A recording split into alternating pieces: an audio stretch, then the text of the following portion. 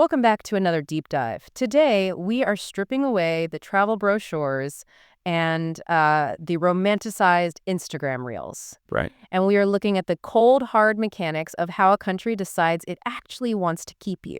We are talking about permanent residency. The ultimate status. I mean, short of full citizenship, it really is the golden ticket. It's the right to live, work, and just exist somewhere indefinitely. Without asking for permission every year or two. Exactly. And what strikes me about the research we have today is that this isn't just about, filling out paperwork. It's not just administrative hoop jumping. No, not at all. When you look at the requirements for permanent residency, or PR, as we'll call it, you are basically looking at a country's soul.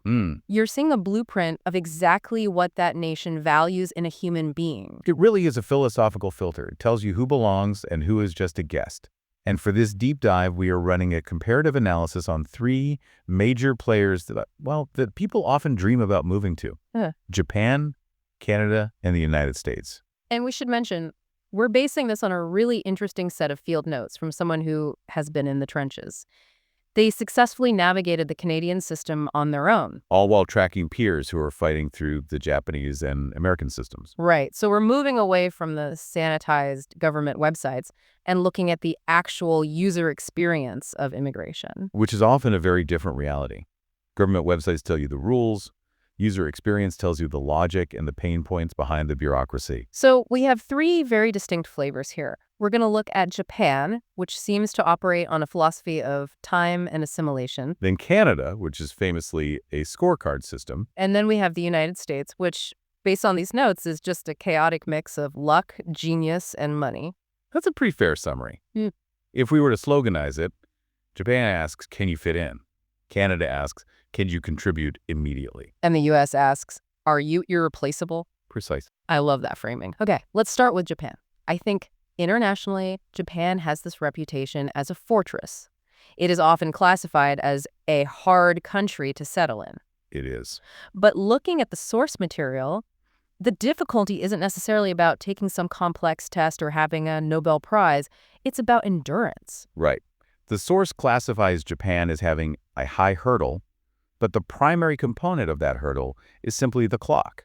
It's the 10-year rule. 10 years. That is a massive chunk of a human life. That's not a gap year. That's an era. It is. Generally speaking, to even be invited to the table for permanent residency, you need to have lived in Japan for 10 consecutive years. 10 years straight. Wow. And they're specific about how you spend that time. You can't just be a student for a decade, hanging out at university. Right. You can't just be a perpetual student. Exactly. Yeah. Within those 10 years, at least 5 of them need to be on a working or residential visa. They want to see a track record. A track record of you contributing to the economy, paying taxes. And just being a productive member of society. Yeah. Not just consuming education. So they are playing the long game. They want to see stability. Stability is the key word. And the scrutiny on that stability is intense. They look for a perfect tax payment record down to the yen. Really? Oh, yeah. Yeah. If you missed a payment 4 years ago, that can come back to haunt you. And they look for good conduct. Good conduct sounds a bit like a middle school report card. What does that actually mean in a legal sense? Well, it's actually quite strict. In many Western countries, a minor traffic infraction like a speeding ticket wouldn't even blink on the radar for immigration. Right. In Japan, if you have a history of traffic violations, that can actually jeopardize your PR application. It signals a lack of respect for the rules, a lack of harmony. That is fascinating. So following the speed limit is literally part of the immigration test. In a way, yes. And then there's the vaguest requirement of all. You must fit the national interest. The national interest. That sounds incredibly broad. It is intentionally broad. It gives the Ministry of Justice discretion. It allows them to say, even if you tick all the boxes on paper, do we actually want you here? It's a vibe check, essentially. It is. But this brings us to the most surprising detail in the data, something that contradicts almost everyone's assumption about Japan. I think I know where you're going. The language requirement. Or rather, the lack of one. It is wild, isn't it? Yeah. Everyone assumes that to become a permanent resident of Japan, you must be fluent. But under the current legal statutes, Japanese language proficiency is not a mandatory requirement for permanent residency. That seems completely counterintuitive. You have to live there for 10 years, assimilate, follow the traffic laws perfectly, but you don't legally have to prove you can speak Japanese. Legally, no, not yet, practically speaking. Most applicants voluntarily submit proof, usually the JLPTN2, which is business level proficiency, I see. because it helps with that vague national interest argument we just mentioned. It proves you're trying. But the source notes a major shift on the horizon. The rules are changing. The ruling party has indicated a plan to make language ability a strict codified requirement, potentially aiming for the fiscal year 2027. And the logic isn't just, we want everyone to speak the same language. It's about social integration. Right. But the source digs deeper into what language ability actually means in a Japanese context. And this is a really cool cultural insight. No! This isn't about being a smooth talker at a bar. The source argues that in Japanese professional culture, the written word reading and writing is far more critical than conversation. Because of the bureaucracy? Because of accuracy and record keeping. Yeah. You can survive a business meeting with shaky spoken Japanese if you nod and smile, as long as your follow-up email is flawless. But the written record is what matters. Yes, the society prioritizes it. And this creates a fascinating inequality in the immigration system, something the source calls the kanji advantage. Right. This affects who actually gets through the door. If you come from a background using Chinese characters or kanji, you're playing on a totally different difficulty setting. It's a massive shortcut.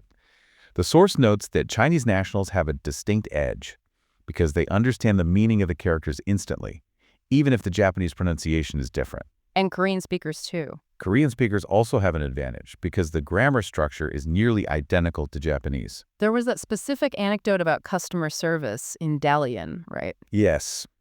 This really illustrates the point. The source mentioned customer service centers in Dalian, China, that handle queries for Japanese clients. Wow. The staff there often write better, more polite, and more accurate Japanese than native speakers in Tokyo. Wow. So if Japan introduces a strict written language test, it's going to disproportionately favor applicants from East Asia. And the expert analysis in our source really hammered home why the government cares about this. It's not just about culture. It's about the burden on the system. This is the key insight, the why. If you cannot read a tax form or navigate the city hall paperwork to register your child for school, who does that work? The city hall official? Exactly. You require a handler. You require a translator. You become a burden on the public service sector. The philosophy is, we will give you the right to live here forever, but you need to be autonomous. You need to be able to handle your own administration without holding up the line. Right. A shift from passive residence, just being there, to active participation. Precisely. And that concept of self-sufficiency is the perfect segue to our next country. It is. Because if Japan is about waiting 10 years to prove you can sit quietly and follow the rules, Canada sounds like a competitive sport. It really does. Canada is widely considered the gold standard for merit-based immigration. They use the express entry system. And unlike Japan's vague national interest clause where a bureaucrat decides if they like your vibe, this is hyper-rational. A transparent scorecard. A literal scoreboard. You can go online right now and find these calculators. You plug in your data and it gives you a number. It's called the CRS Score Comprehensive Ranking System. Wow. And here is the crucial difference. In Japan, you pass the threshold. In Canada, you are competing against everyone else in the pool. They only take the top scorers. It's like college admissions, but for a whole country. So how do you rack up points? What is Canada looking for? It's a cold calculation of human capital ROI, return on investment. You get points for a pair away. Education PhDs are worth more than masters, obviously. Work history matters. But the big ones? But the two big swing factors are age and language. Let's talk about age, because this is where it gets a little brutal. It is ruthless. The system heavily favors youth. You get maximum points in your 20s. And why is that? Because you have a long working life ahead of you. By the time you hit your 30s, you start losing points every single year. By 40, your chances plummet unless you have incredible other stats. The logic being, we want you while you're healthy, energetic, and taxable. Exactly. They want someone who contributes to the social safety net for 30 years before they start drawing a pension or using the healthcare system. It is economic meritocracy in its purest form. And language plays a huge role here too, but in a different way than Japan. Oh, it's the biggest point multiplier. Yeah. High scores in English are mandatory to be competitive. But if you have French as well, if you are bilingual, your score jumps significantly. It's like a cheat code. It really is. So if we paint a picture of the ideal immigrant for Canada, who are we looking at? We are looking at a unicorn. A 25-year-old with a master's degree, fluent in both English and French, with 3 years of solid work experience, and no health issues. You want the perfect tax-paying robot. Essentially. But there was one detail in the Canadian section of the notes that I found absolutely fascinating. It's what I call the don't hire a lawyer paradox. Oh, this was great. Usually when you deal with high-stakes government bureaucracy, especially immigration, the first instinct is, I need a lawyer. Of course. I need to pay someone to make sure I don't mess this up. But the source says that's a trap. The source's personal experience was that the application package explicitly advised against using a representative unless absolutely necessary. That feels like a trick. Don't get a lawyer. Trust us. But the logic is consistent with the system. Think about it. If you are smart enough, educated enough, and fluent enough to integrate into Canada's economy, you should be able to read the instructions and fill out the forms yourself. Wow. So hiring a lawyer is basically raising a red flag that says, I can't read English well enough to do this. It signals a lack of cutability. The source notes that using a lawyer can actually trigger an interview or delay the process because the officers assume you aren't self-sufficient. That is such a contrast to Japan. A huge contrast. Right. In Japan, the city hall official might sit down and help you write the kanji if you're struggling because the goal is harmony. In the Anglosphere Canada, Australia, the UK, the expectation is sink or swim. Right. Here's the URL, here are the instructions, good luck. If you can't figure it out, you probably don't belong here. That is a stark difference in cultural hospitality versus administrative efficiency. It extends to the very top of the political ladder, too. The source brought up the requirements for Canadian prime ministers to illustrate how deep this language obsession goes. The bilingual requirement. Right. In Canada, you basically can't run the country if you don't speak both English and French. The source mentioned Mark Carney. He's a huge figure in global finance, former head of the Bank of England and Bank of Canada. And he was floated as a potential replacement for Justin Trudeau. But he was criticized in the media because his French wasn't perfect. And the source made a funny comparison there, didn't they? They did. They argued that Carney's bad French is still light years better than most Japanese politicians' English. But it just shows how incredibly high the language bar is set in Canada. It's not just a skill. It's a prerequisite for participation in society. If you can't debate in both languages, you can't lead. Exactly. So to recap, Japan is about time and assimilation, waiting your turn, and fitting in. Canada is about scoring points, proving your immediate economic value and capability. Now, we get to the United States. And honestly, reading through this, the U.S. system seems, well, schizophrenic. Schizophrenic is the kindest way to put it. The source describes the U.S. green card system as having diverse, unconnected routes that rely on totally different mechanisms. It comes down to three things: luck, genius, or money. Let's start with luck, because the fact that a global superpower allocates residency based on a raffle is insane to me. The green card lottery. It is globally rare. No other major economy does this. You put your name in a hat, and if you win, you get the golden ticket. But the source uses this to highlight a really dark truth about the U.S. job market. Tell us about the Russian classmate. Right. This is a story about a business school classmate from Russia. She was a math genius, brilliant with numbers, quantitative analysis, the works. But her English wasn't perfect. It was good, but not native level. Yeah. Because of that language barrier and the hassle of visa sponsorship, she couldn't get hired. She was radioactive to HR departments. Exactly. Companies didn't want to deal with the paperwork for someone who wasn't a perfect communicator. So she was stuck until she won the lottery. Boom. Suddenly she has a green card. And let me guess, the job offers started flowing. Immediately. She got hired by Standard & Poor's in New York, almost overnight. The lesson here is that in the U.S., legal status often matters more to employers than raw talent. She was the same person. The same person the day before and the day after the lottery. Her English hadn't improved. Her math skills hadn't changed. The only difference was the piece of plastic in her pocket. That has to be incredibly frustrating for people trying to go the merit route. Which brings us to the second path, the employment grind. The H-1B to green card pipeline. This is the nightmare scenario for many. If you don't win the lottery, you enter the employment-based or EB visa route. The key concept here is the labor market test, specifically a process called PR. This is the protectionism part. It is. To sponsor you for a green card, a company has to prove legally that no American worker is qualified or available to do your job. How do they prove a negative like that? That seems impossible. By failing to hire people. They are required to run advertisements in major Sunday newspapers, like the New York Times, for months.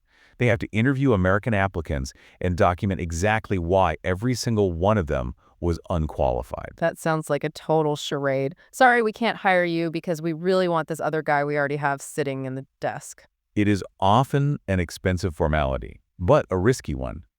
If a qualified American actually shows up during this process, the whole thing can collapse. And it costs a fortune. The source mentions the massive legal fees and advertising costs. Basically, to get a green card this way, you can't just be good, you have to be irreplaceable. And unlike Canada, there's no transparent scoreboard. It's just you and your lawyer fighting the Department of Labor. Exactly. And the source notes that if your English isn't perfect, this road is nearly impossible. You have to be functioning at an elite level to justify the headache to your employer. If you're just, okay, why would they spend $20,000 in 2 years of legal stress to keep you? Okay, so if you aren't lucky enough to win the lottery and you aren't an irreplaceable genius, you can just buy it. Route 3. The EB-5 Investor Visa. The Gold Card. How much are we talking? The price tag has fluctuated, but generally, we're talking around $800,000 to $1 million, roughly 150 million yen. And what you do? You invest in a project that creates jobs, and you get the green card. It's essentially saying, if you bring enough capital, we don't care about the other hurdles. Correct. But, and here is where the U.S. system reveals its sharpest teeth. Getting the green card comes with a catch that neither Japan nor Canada has: the golden handcuffs. This was the part that blew my mind. We usually think of a visa as a benefit, but in the U.S., it's a liability. It's a tax liability. The United States is one of the only countries in the world that practices citizenship-based taxation, which applies to green card holders too. So let's unpack that. If I get Canadian PR, live in Vancouver for 5 years, and then decide, you know what, it's too cold and I move back to Japan, what happens? You lose your Canadian PR eventually, because you aren't living there, but you also stop paying Canadian taxes the day you leave.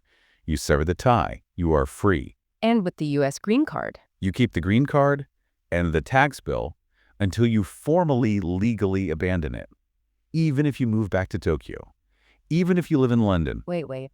You owe the IRS a reporting of your worldwide income. You owe the IRS on money you earned in Japan while living in Japan. Yes. And if you decide to give up the green card because you're tired of filing and you've done well financially, they hit you with an exit tax. An exit tax. They tax you for leaving. They tax you on the unrealized gains of your assets as if you sold them the day you left. It's a divorce settlement with the government. That completely changes the value proposition. It turns the green card into a contract. Exactly. So when we step back and synthesize all three systems, we see distinct national characters. Japan is, show us you can be one of us for a decade. Be stable, be quiet, pay your taxes. It's about trust built over time. Canada is, show us your specs. We want young, high-scoring human capital that doesn't need a lawyer. It's about efficiency. On the U.S. The U.S. is a mix of extreme protectionism, Americans first, versus the American Dream Lottery versus raw capital. But with that unique global tax reach that says you belong to us now wherever you go. It's a wild comparison, and underlying all of this, the source comes back to that one central theme we touched on at the start: language. Yes. The source was very firm on this conclusion. Regardless of which system you were looking at, they argue that reading and writing skills are the bedrock of fairness in immigration. Because without it, you are vulnerable. It's about autonomy. If you cannot read the tax forms, if you cannot understand the tenancy laws, you cannot fully participate. You're essentially a guest, not a resident. You're dependent on others. And that dependency strains the system. Mm-hmm. Precisely. That's why the source supports Japan's move towards stricter language requirements. It protects the immigrant from exploitation by dodgy lawyers or bad employers, and it protects the social system from collapse. It's a powerful point. If you can't read the contract, you don't really know what you're signing. Exactly. So for anyone listening who is daydreaming about that move abroad, looking at Zillow listings in Toronto or apartments in Tokyo, the takeaway isn't just get a good job. No. Yeah. It's know the game. Uh-huh. Are you playing a game of patience, Japan, a game of stats, Canada, or a high-stakes gamble, USA? And in all cases, the most powerful tool in your kit isn't just your degree, it's your literacy. I want to leave our listeners with a provocative thought that came out of that U.S. tax discussion. We usually think of permanent residency as a privilege that we earn, a prize we hang on the wall. Mm-hmm. But with that global tax implication, is it possible that for some, it's actually a product, a subscription service that you pay for, potentially for the rest of your life? That is a haunting thought. Mm. Is it a golden ticket to freedom, or is it a golden shackle? Something to mull over before you fill out those forms. Thank you all for joining us on this deep dive into the bureaucracy of borders. It's been fascinating. Always a pleasure. Keep learning. See you next time.